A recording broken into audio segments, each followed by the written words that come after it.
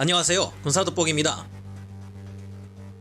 2015년 후지 종합화력연습이라는 일본 육상자위대 훈련 도중 궤도가 어이없게 빠져버린 전차가 있습니다. 2012년 제식 채용한 후 2023년까지 총 350대를 생산할 예정인 일본 육상자위대 최신의 전차인 10식 전차인데요. 그런데 알고 보면 이 사고가 발생하기 며칠 전인 8월 18일에는 74식 전차의 궤도가 벗겨졌습니다. 10식 전차의 궤도가 벗겨지자 자위대원들은 현장에서 빠르게 응급조치를 하지 못하고 1시간 내내 삽질만 하다 결국 견인해버려 온갖 놀림을 받았는데요. 그러나 다른 문제가 또 있습니다. 일본인 자국 방어를 위해 상정하고 있는 작전 환경은 50톤이 넘는 무게의 전차가 운용되기 힘들다는 문제가 있어 10식 전차는 고강도 전투에 투입되는 최대 중량을 낮출 경우에도 중량이 48톤으로 제한됩니다. 이는 대규모 전면 전용 내라 패키지를 모두 장착했을 때의 중량인데요. 이 형태의 경우 전면 250m 거리에서 발사된 신형 120mm 날개 안정 분리 철갑탄과 RPG-29 대전차 미사를 막아낼 수 있는 수준의 방호력을 지녔습니다. 그러나 아무래도 작전 환경상 중량의 제한으로 인해 복합 장갑이 포탑 전면과 차체 전면 상부에만 장착됩니다. 10식 전차의 장갑 배치도를 보면 포탑 측면에도 뭔가 추가 장갑처럼 생긴 노란색의 구조물들이 탑재된다고 알려져 있지만 이 노란색 부분은 모두 공갑 장관일 뿐이기에 방호력이 떨어진다는 문제가 있습니다. 러시아제 T-72B3 전차나 T-80BVM 같은 동구권 전차들의 경우 측면의 반응 장갑을 덕지덕지 도배하고 미군의 M1A2 에이브람스 전차도 터스크 킷 반응 장갑을 이중으로 설치해 완전한 측면 방호력을 보장하는 것과 일본 10식 전차의 조치는 대조적입니다.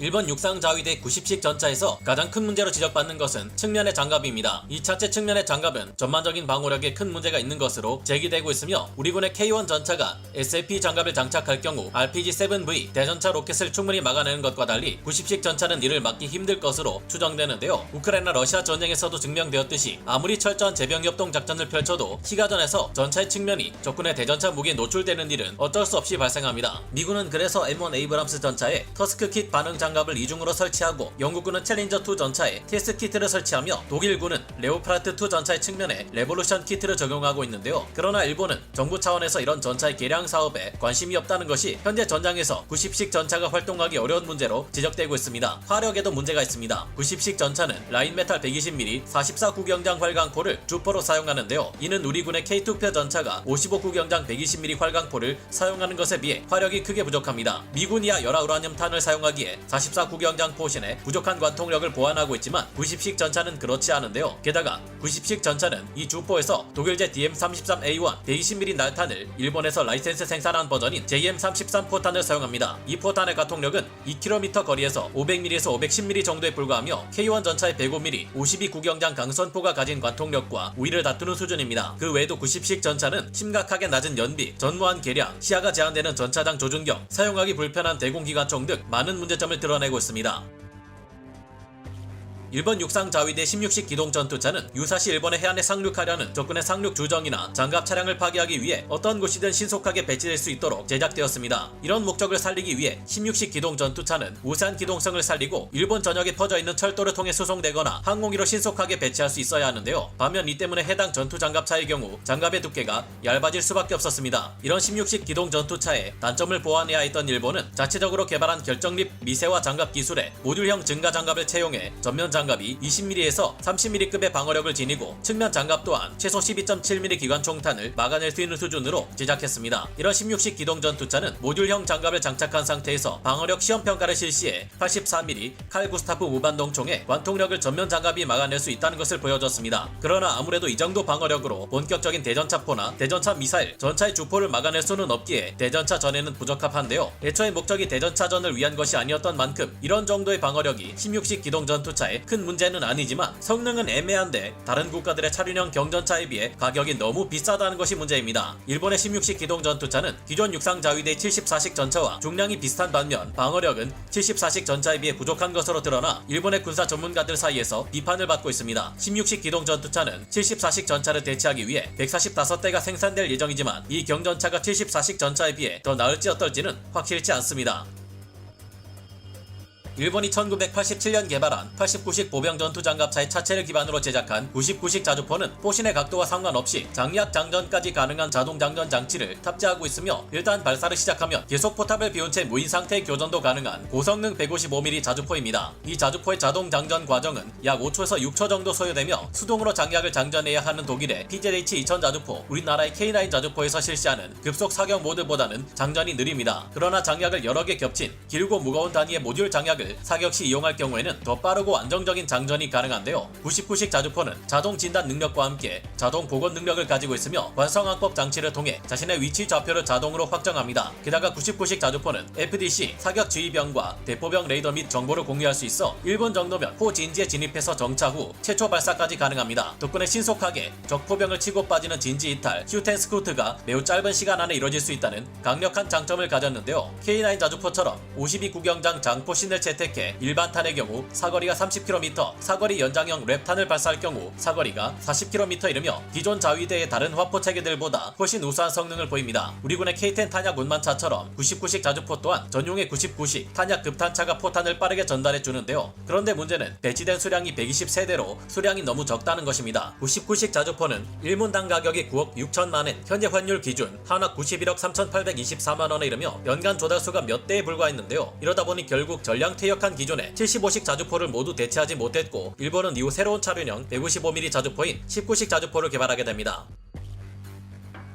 일본이 총 99억엔을 들여 개발한 19식 자주포는 C2 수송기로 공수가 가능한 25톤 중량의 155mm 52구경장 자주포로 H2탄을 사격할 시 사거리가 30km, 랩탄을 사격할 시 사거리가 40km에 달합니다. 이 자주포는 전장의 관측 장비들과 데이터 링크로 연결될 수 있고 관성항법 장치 및 위성항법 장치를 통해 빠른 측지와 사격이 가능한 것으로 알려져 있습니다. 간단하게 태블릿 PC를 손가락으로 터치하는 것만으로도 목표물의 위치 정보나 좌표 등을 입력해 정확한 조준을 이뤄내는 편리한 기능도 있죠. 육상자위대 화력 전투 지휘 시스템이라 불리는 FADEC와 연동되어 원격으로 포탄을 조준해 발사하는 것도 가능합니다. 반자동 장전 장치를 채용한 것으로 보이며 반차장과 조종수, 포수, 탄약수 2명 등 의외로 5명이나 되는 많은 인원이 동원됩니다. 문제는 이 자주포의 경우 섬나라 일본에서 빠른 공수가 가능하게 만들기 위해 경량화에 치중하다 그만 5명이나 되는 운용 인원을 수송할 공간이 없다는 것입니다. 이러다 보니 어쩔 수 없이 중간에 운용 인원들이 탑승시키기 위해 후방부의 포신 오른쪽과 왼쪽의 탄약수 탑승 구역으로 보이는 공간을 추가로 만들어야 했습니다. 이곳의 좌석은 목재로 만들어진 염가형이며 윗부분도 그냥 캔버스 비슷한 천으로만 덮여있어 승무원들이 적의 반격에 취약합니다. 다른 문제점도 있는데 탄약을 적재할 공간이 없다 보니 탄약 운만차가 함께 움직이지 않으면 작전을 수행하기 어렵다는 것입니다. 6억엔에서 7억엔, 하나로 57억원에서 66억원에 달하는 가격도 문제인데 이런 자주포를 살 바에야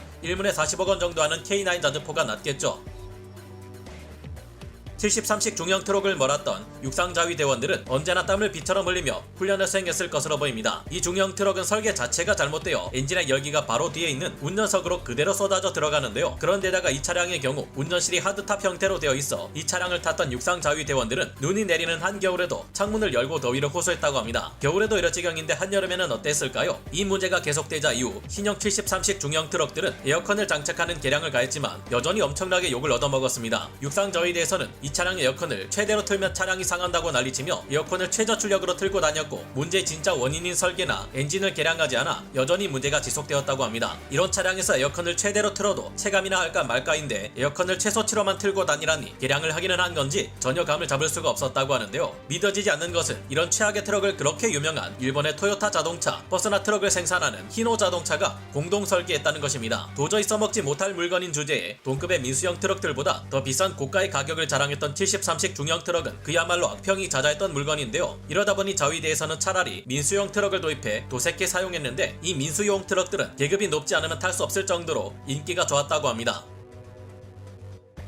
6륜 장갑차를 개발해본 경험이 없었던 일본이 만든 82식 지휘통신 차량은 승차감이 너무 극악이라 포장 도로를 따라 훈련장으로 가는 도로 위에서도 차 내부가 너무 심하게 요동쳤다고 합니다. 육상자위 대원들은 이런 곳에서도 82식 지휘통신 차량을 타며 심각한 멀미 증상을 호소했던 만큼 이 차량이 험지를 돌파할 때 내부는 그야말로 재앙이나 다름없었다고 하는데요. 이 차량은 조종성 자체도 워낙 나빴지만 삼축이 너무 붙어있다 보니 주행 안정성이 크게 떨어졌다고 합니다. 지형이 조금 험하다 싶으면 차량이 옆으로 자빠져버리는 일이 흔했다고 하는데요. 이 때문에 이 차량을 조종하는 자위대원들은 험지에서 이 차량을 굴릴 때 엄청나게 긴장한 상태에서 운용하지만 그럼에도 온갖 기상천외한 문제점이 다 튀어나오다 보니 이 차량을 운영 및 정비하는 자위관들은 스트레스가 극도로 높다고 합니다. 사실 이 같은 차륜형 장갑차는 애초에 야지에서가 아니라 포장도로가 깔린 시가지 내의 전투에 활용되기 마련인데 일본의 코마츠 제작소는 이 차량을 애초에 야지에서 야전용으로 사용하기 위해 개발했던 것이 문제였습니다. 이 차량에는 한랭지에서 필요한 주행용 타이어가 없어서 눈길에서 퍼져버리는가 하면 정비성이 최악을 달려 일단 한번 퍼졌다면 야전 정비는 꿈도 꿀 수 없고 기진의 주둔지로 가져와서도 정비가 안 되는 수준이었다고 합니다. 오죽하면 각 방면대에 있는 정비 전담 부대로 이 차량을 보내 창정비를 맡겨야 다시 사용할 수 있을 정도였다고 하는데 이런 차량을 어떻게 전쟁 상황에서 써먹겠다는 것인지 의문입니다. 육상자위대 62식 기관총은 일명 저주받은 기관총으로 불리거나 62식 단발 기관총으로 불립니다. 그 이유는 총열이 하도 쉽게 과열되다 보니 단발로만 발사해야 했기 때문인데요. 자위대 간부 하나는 이 기관총을 사격할 때 방아쇠에서 손을 뗐는데도 과열된 기관총이 계속 사격을 멈추지 않는 현상을 목격했다고 합니다. 게다가 총열 결합 부분을 어떻게 만들었는지 이 기관총을 운반하거나 발사하는 도중에 갑자기 자동 분해되어 버리는 탓에 자위대원들은 이 부품을 테이프로 칭칭 감아 고정시킨 상태에서 사격했다고 하는데요. 게다가 얼마나 섬세하고 예민한지 아주 약간만 먼지가 끼어줘도 62식 기관총은 그 즉시 작동을 멈추는 모습을 보여줬다고 합니다. 이런 기관총이 어떻게 된 게 한정당 가격이 무려 200만엔 하나 1910만원에 달하는데요. 이 기관총이 자위대에 조달될 당시에 이 정도 가격이면 일본 대기업 직원들의 1년 평균 연봉을 한참 능가하는 가격이었다고 합니다. 일본이 라이센스 생산하면서 어째 원판보다 심각하게 성능이 떨어져 납품 비리 의혹으로 얼룩졌던 FN 미니미를 두고 무고장 기관총이라는 말까지 할 정도로 62식 기관총을 운용했던 자위대원들은 많은 고생을 했던 것으로 보입니다.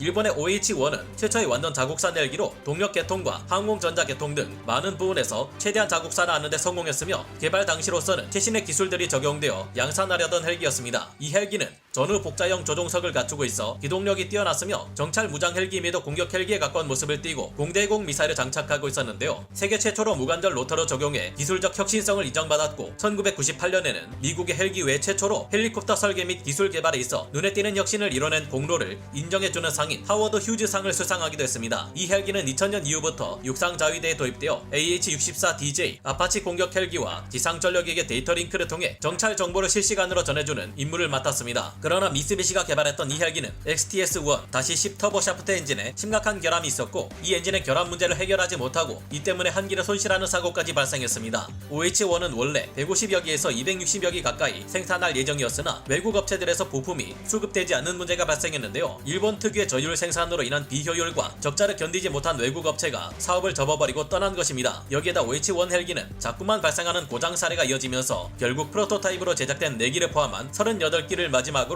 2012년 이후 사실상 생산이 종료되었는데요. 전 기체가 운용된 것은 고작 3년에 불과하며 일본은 2022년 12월 공격 헬기 임무는 앞으로 무인 전투기에 전담한다는 개혁안을 발표합니다. 영상을 재밌게 보셨다면 구독, 좋아요, 알림 설정 부탁드리겠습니다.